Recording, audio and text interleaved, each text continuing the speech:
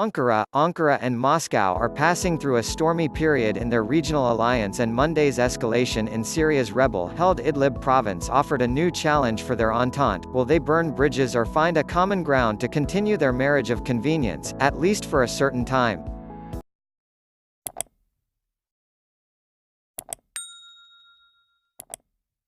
The same day when a Russian-backed regime offensive in Idlib killed 8 Turkish military officers during the reinforcement of their observation post, Turkey's President Recep Tayyip Erdogan paid a visit to Ukraine to sign a deal assisting the Ukrainian army with funding.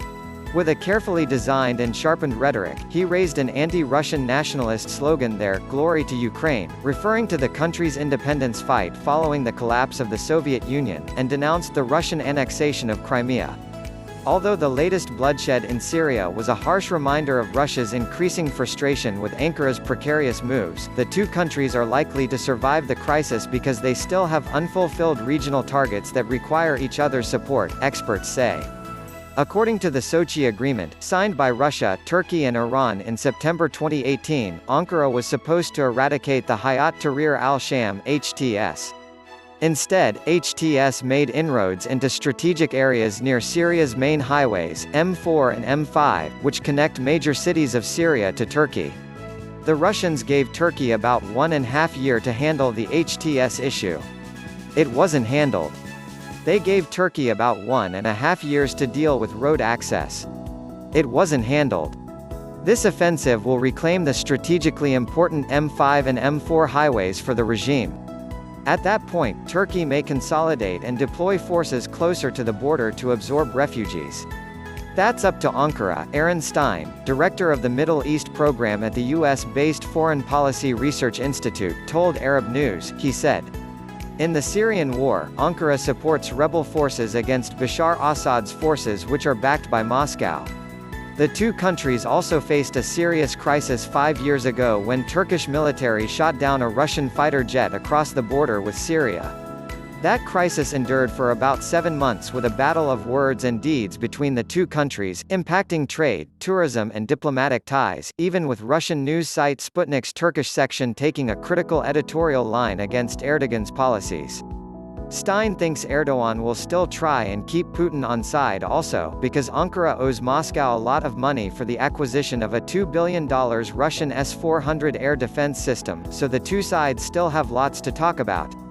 With the newly launched Turk Stream pipeline, Russia also supplies Turkey with a considerable amount of natural gas by bypassing Ukraine. Emre Ersen, a Syrian analyst at Marmara University in Istanbul, thinks the reactions in the Russian media are also closely related with the implications of the official visit of President Erdogan to Ukraine and the fact that Turkey's military strategic relations with Ukraine have been improving remarkably in the last few years.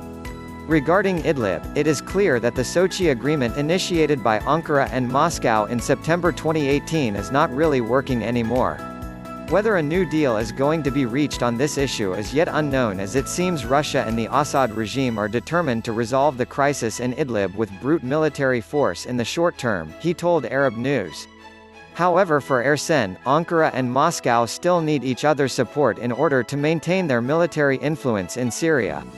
Turkey, for instance, needs Russian assistance to protect its strategic gains in the east of Euphrates River. Russia, on the other hand, would probably not want to greatly alienate Turkey, which might trigger a new rapprochement between Ankara and Washington, as also indicated by what U.S. Secretary of State Pompeo said about the latest incident, he noted.